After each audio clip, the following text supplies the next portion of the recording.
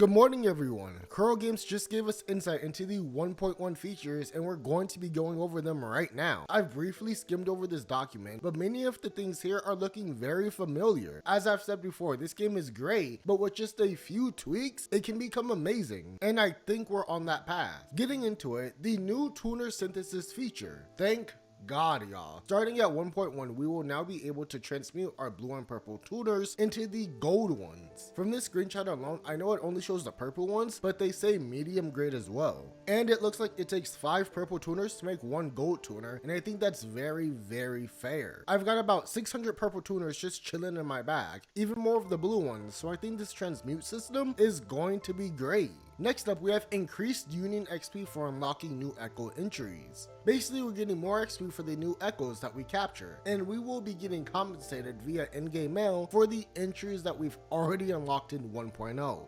Wow, I can't say this enough. Kuro Games have been rocking it with the feedback. Yeah, the union levels can take a bit longer to grind for, but I didn't think this was necessary. But hey, if they want to make things easier on us players, then I'm not gonna complain. And it's just wild that we're getting compensated for the echoes that we've already collected. Additionally, we have higher cost range for echoes rewarded for the activity points. So when we complete our dailies, there will no longer be a chance for us to receive a 1 cost echo. And now it's just a 3 to 4 cost ones. Once again, just another great incentive for us to do our dailies, especially if you get a good piece that you needed. RNG and all, now that it's just a 3 to 4 cost echoes, this is a really nice change. Next up, we got a big one. Data bank level cap raise. All echoes dropped will be guaranteed to be a 5-star rarity. That is what I'm talking about. No 50-50, no 80-20. When an echo drops at data bank 21, it will be a 5-star. I love this. No more purple echoes. We can just grind out all of the golds. So once 1.1 hits, I'm going back to the databank grind, which won't even take that long as they're still adding more echoes to the game. Really nice.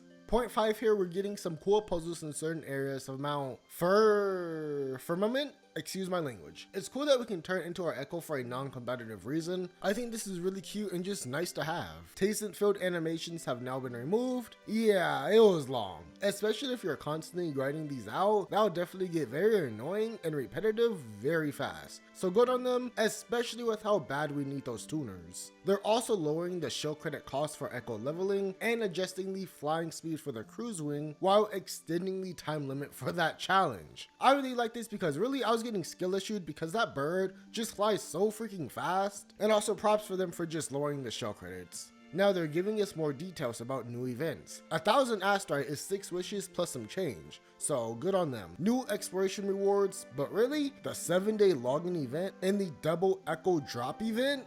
Yeah, I want to know more about those because that sounds amazing. Echo grinding will go insane for this event. It'll probably be like you get X amount of echoes that drop at an accelerated rate, and then after you get all of the echoes, it just goes back to the standard rate. Just something similar to the recent boosted drop rate that we had with the basic training. But this, I'm keeping an eye on. Map layering, which is always good for vertical areas. Being able to track exploration quests at a given time is going to really help with exploration a ton. The loot detector range is getting expanded. Thank you.